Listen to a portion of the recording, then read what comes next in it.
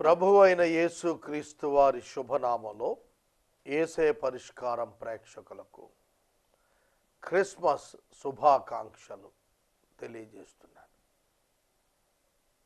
తండ్రి అయిన దేవుని నుండి, కుమారుడైన యేసు క్రీస్తు నుండి, పరిశుద్ధాత్మ దేవుని నుండి ప్రేమ సమాధానము మీకెల్లరకు కలుగును గాక. ప్రార్థన చేద్దాం. మమ్ములను మిక్కిలిగా ప్రేమిస్తోన్న మా ప్రియ ప్రభువు, మీకు వందనాలు, స్తోత్రాలు. క్రిస్మస్ వర్తమానము ధ్యానిస్తున్నాము. వేలాది వందలాది ప్రసంగాలు ప్రజలు వింటున్నారు. ఒక నూతన సందేశం ఇవ్వండి. ఎపిసోడ్ సహకారులను పంపించండి. మా రక్షకుడైన యేసు నామమున ప్రార్థిస్తున్నాము తండ్రి, ఆమెన్. ప్రభువునందు ప్రియ దేవుని బిడ్డలారా, దయచేసి మీ పరిశుద్ధ బైబిల్ గ్రంథాన్ని తెరవండి. లూకా శుభవార్త 2వ అధ్యాయం మీ ఎదుట ఉంచుకోండి. యేసుక్రీస్తు జనన విధానం వ్రాయబడింది. బైబిల్లో మత్తయి సువార్తికుడు, లూకా సువార్తికుడు మాత్రమే క్రిస్మస్ ఇన్ఫర్మేషన్ వ్రాసి ఉంచారు. క్రిస్మస్ సమాచారం రాశారు. క్రిస్మస్ పండుగ ఒక్క మాటలో చెప్పాలి అని అనంటే ప్రవచనముల నెరవేర్పు.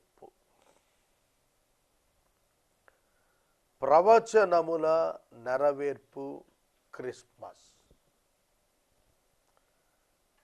బైబిల్ గ్రంథంలో ఎఫెసీ పత్రిక 1వ అధ్యాయం 6వ వచనం, జగదుత్పత్తికి పూర్వం దైవ ప్రణాళికలు ప్రభువైన క్రీస్తు యేసు నందు సంఘమును చూచిన దేవుడు అని వ్రాయబడింది. జగత్తు పునాది వేయబడక మునుపు ప్రభువైన యేసుక్రీస్తు నందు దేవుడు ఒక సమాజాన్ని, సమూహాన్ని చూచాడు. ప్రభువైన యేసుక్రీస్తు వరుడు, ఆయన యందు దేవుడు చూచిన సమూహము వధువు సంఘము. దేవుని కుమారుడైన యేసుక్రీస్తు వరునిగా, దేవుని సమూహము, సంఘము అయిన ప్రజలు వధువుగా ఒక నూతన పరిణయంలో ఐక్యమగుడితో బైబిల్ పూర్తవుతుంది. Eternal past to eternal future. Eternal past, eternal past, eternal past అంటే అర్థం ఏమిటి? Eternal future, eternal future. సృష్టి పూర్వము నుండి సృష్టి తదుపరి నిత్యత్వం, నిత్యత్వము నుండి నిత్యత్వమునకు అని అర్థం. Eternal past to eternal future. నిత్యత్వము నుండి నిత్యత్వమునకు అంటే 24 hours time, beginning and ending.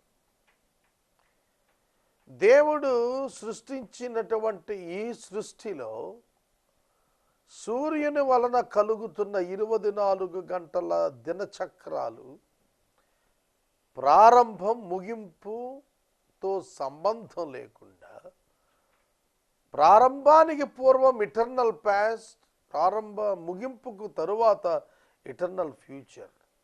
దానిలో దేవుడు చూచింది ఒకటి, ద చర్చ్ విత్ క్రైస్ట్.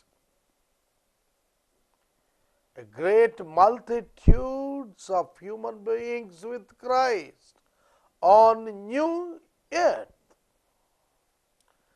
క్రొత్త భూమి క్రొత్త ఆకాశము మీద ఒక మహా సమూహము దేవుని గొర్రెపిల్ల అయిన క్రీస్తుతో కలిసి నివసించుచున్న దృశ్యమునకు మానవులందరూ కూడా నడిపించబడుతున్నారు.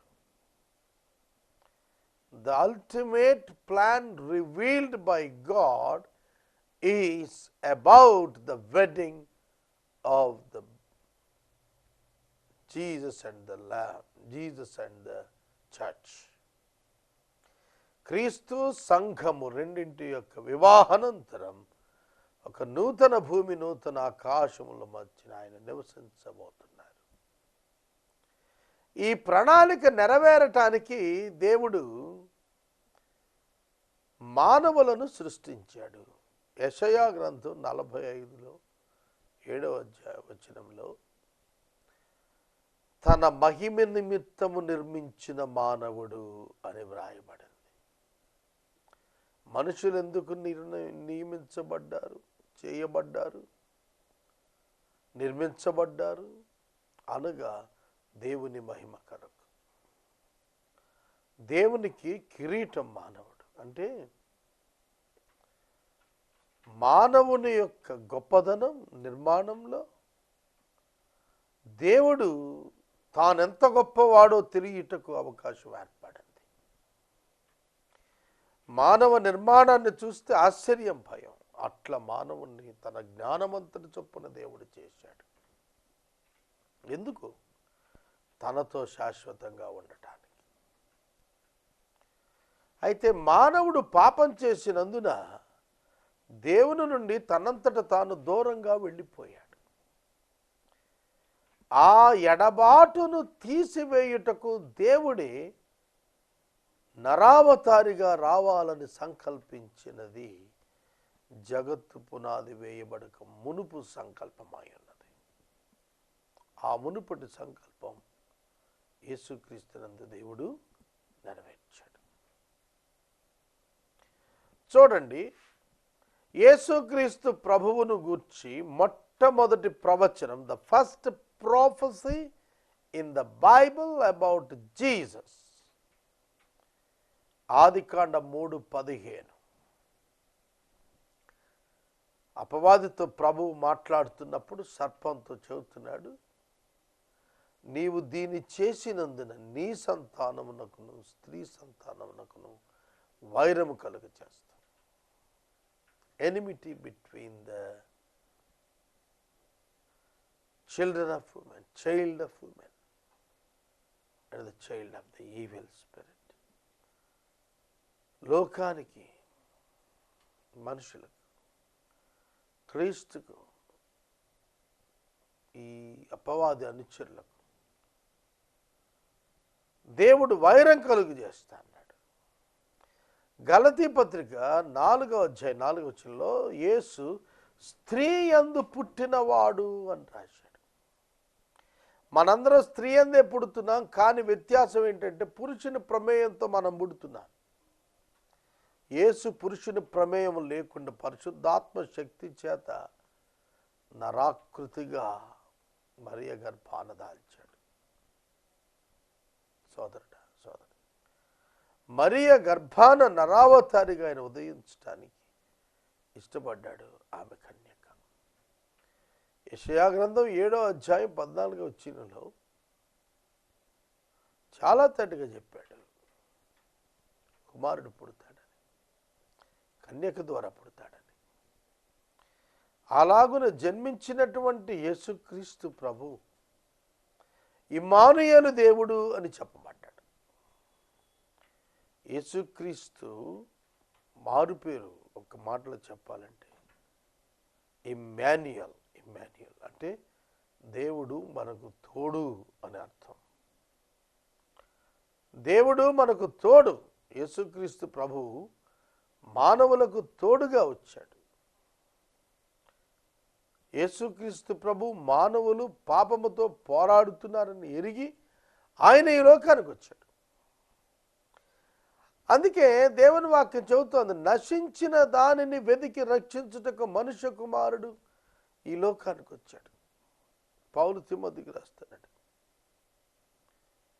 మనుష్య కుమారుడు పాపులను రక్షించుటకు వచ్చాడు. ఈ వాక్యము పూర్ణాంగీకారమునకు యోగ్యమైనది అయి ఉన్నదన్న. It is true that Jesus came to save the sinners. యోహాను సువార్త 3:17 3:17 లోకము ఆయన ద్వారా రక్షించబడుటకే గాని తీర్పు తీర్చుటకు దేవుడు ఆయనను పంపలేదు. మరి ఎందుకు పంపించాడు దేవుడు? ఎందుకు పంపించాట? ప్రభువు దేనికి పంపారండి? యేసుక్రీస్తు ప్రభువును దేని నిమిత్తం పంపించారు? రక్షించుటకు పంపాడు. మానవులను రక్షించుటకు యేసుక్రీస్తు ప్రభువును ఈ లోకానికి నరావతారిగా పంపించాడు. ఎందుకు యేసుక్రీస్తు నరావతారి కావాల్సి వచ్చింది? హెబ్రీ 2:14 చెప్పాడు, మనుషులందరూ రక్తమాంసాల్లో ఉన్నారు కనుక God's righteousness demands the punishment on human body for the sins of the humanity. మనుషులు శరీరములో ఉండి పాపం చేశారు కనుక ఆ శరీరములోనే శిక్ష అనుభవించాలి. అందుకే మృతునందిన వారు సైతం పునరుద్ధానులైన తరువాతనే తీర్పు జరిగి ఆ శరీరముతోనే అగ్నిగుండంలో వేయబడతారు. కనుక physical body is needed for the judgement. తీర్పు అమలుపరచడానికి మానవుని యొక్క దేహం ఖచ్చితంగా కావాల్సిందే సోదరుడా సోదరు. కాబట్టి యేసుక్రీస్తు ప్రభువు కూడాను రక్త మాంసాల్లోకి వచ్చాడు. హెబ్రీ పత్రిక 10:5 ఆయన లోకములోనికి ప్రవేశించినప్పుడు ఇలాగు చెబుతున్నాడు, నీవు నాకు ఒక శరీరం అమర్చావు అన్నాడు. యేసుక్రీస్తుకు దేవుడు ఒక శరీరం అమర్చాడు.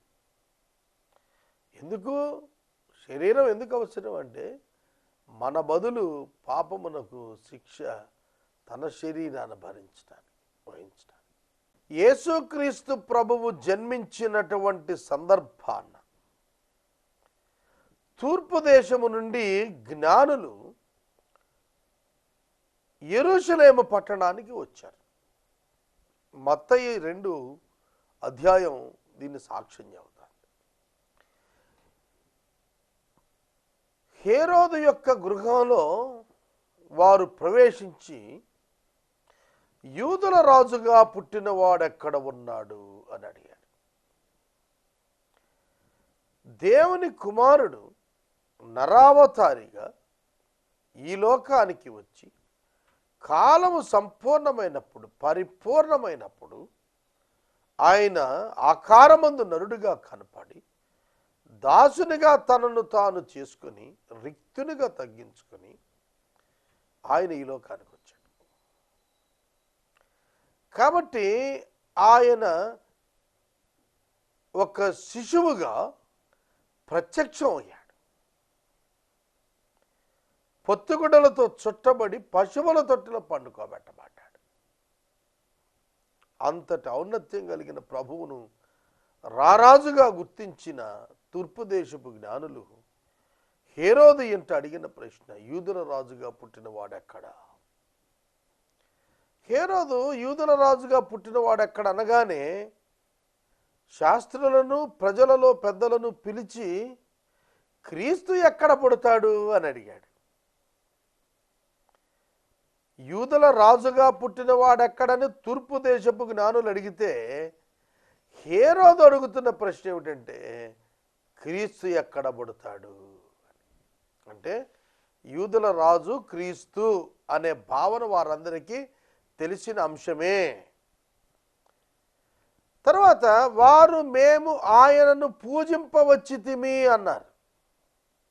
తూర్పు దేశం నుండి వచ్చిన ఆ జ్ఞానులు, మేము ఆయన నక్షత్రాన్ని చూచి బయలుదేరి వచ్చాం, ఆయన పూజించడానికి వచ్చాం అన్నారు. We came to worship the lord. ప్రభువును ఆరాధించడానికి వచ్చాం మేము. దానికి హేరోదు వారికి ప్రత్యుత్తరం ఇస్తూ, మీరు వెళ్ళి ఆయన ఆరాధించి నేను కూడా ఆయనను ఆరాధించేటట్లుగా సమాచారం తెండి అని అన్నాడు. ఏమర్థమైంది? తూర్పు దేశపు జ్ఞానులు ఆరాధించటానికి వచ్చారు, హేరోదు కూడా ఆరాధించటానికి వస్తానంటున్నాడు. అంటే క్రీస్తు ఆరాధ్యనీయుడు అనే భావన పాత నిబంధనలోని ప్రజలకున్నది. ఇది వాస్తవం అనేది బైబిల్ జ్ఞాపకం చేస్తుంది. క్రీస్తు పూజ్యనీయుడు, ఆరాధనీయుడు, ఆరాధనకు యేసుక్రీస్తు పాత్రుడు. రోమాపత్రికలో చెప్పాడు, సర్వాధికారి అయిన దేవుడై ఉండి నిరంతరము స్తోత్రార్హుడై ఉన్నాడు. వండర్ఫుల్. నిరంతర స్తోత్రార్హుడు, నిత్యుడు దేవుడే, బలవంతుడైన దేవుడు, నిత్యుడు తండ్రి. ఆ ప్రభువు ఈ లోకాన్ని జన్మించినప్పుడు నా ప్రశ్న, తూర్పు దేశము నుండి మాత్రమే జ్ఞానులు ఎందుకు రావాల్సి వచ్చింది? ఎవరు వీరు? ఎందుకు నక్షత్రం వారి యొద్దకు వెళ్ళి ప్రకాశించి వారిని వెంటబెట్టుకొచ్చింది? ఇది మనం ఆలోచించాలి. ఆదికాండం 25వ అధ్యాయంలో అబ్రహాము తన భార్య శారా మరణానంతరం కెతూరా అనే ఆమెను పెళ్లి చేసుకున్నాడు. ఈ కెతూరాకు 6 కుమారులు కలిగారు.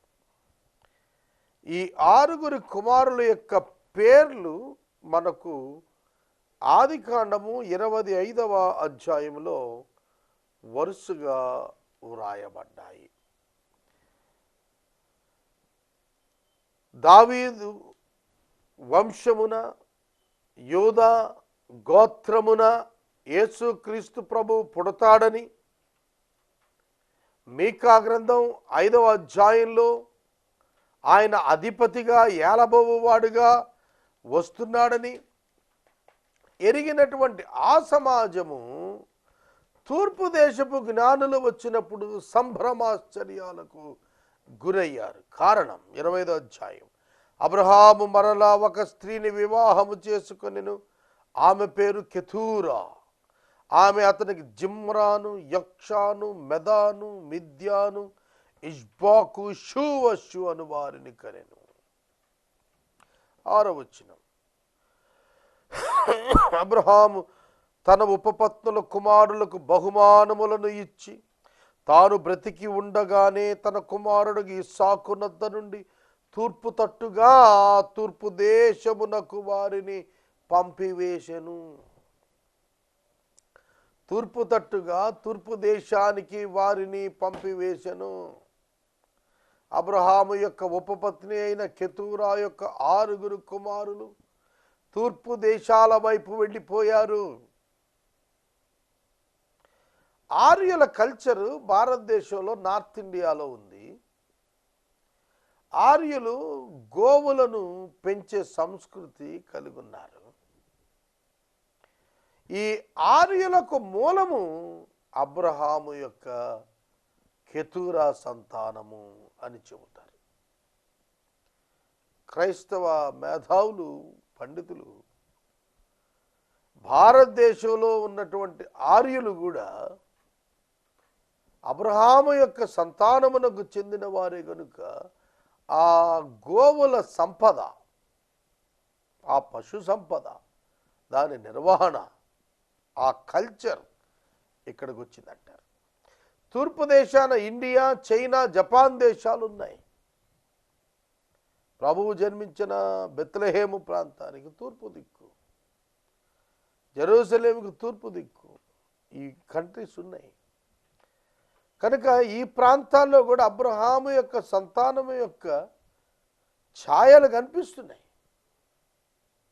కనుక దేవుడు ఆ తూర్పు దేశమున ఉన్న జ్ఞానులను ఆకర్షించటానికి సంఖ్యాకాండములో చెప్పబడినట్లుగా నక్షత్రమును యాకోబులు ఉదయింపజేశాడు.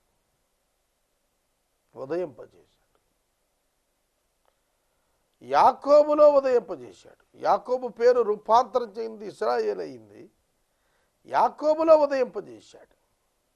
కనుక ఇస్సాకునకు సోదరుల వరుస అయినటువంటి వారి యొక్క కుటుంబాల నుండి కూడా దేవుడు యేసు ప్రభు దగ్గరకు జనాంగాన్ని తీసుకుని వచ్చాడు.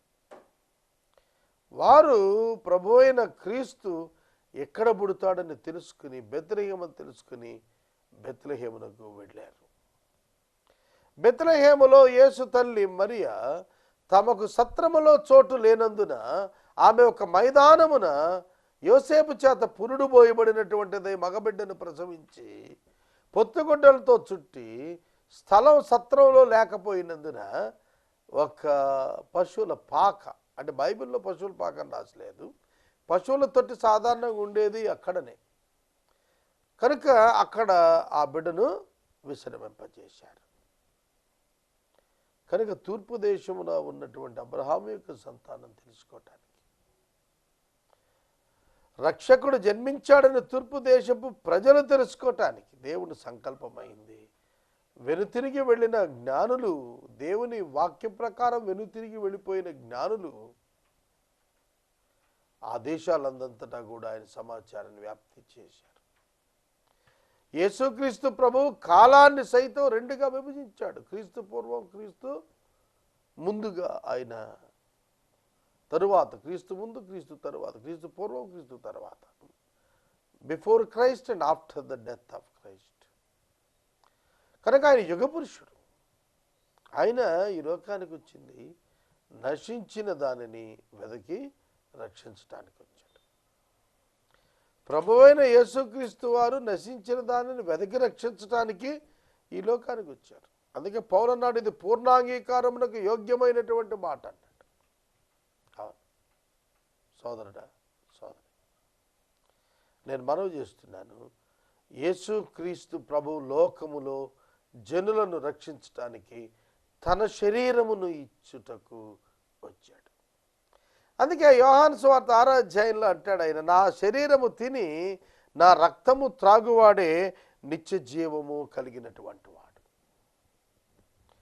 ఆ దినాన్ని యూదులు అనేక మంది అభ్యంతరపడ్డారు, ఇదేమిటి ఇతడు మానవ రక్తం, మానవ శరీరం ఎట్లా త్రాగనిస్తాడు అని. వాళ్ళు యేసు మాటలు గ్రహించలేకపోయారు.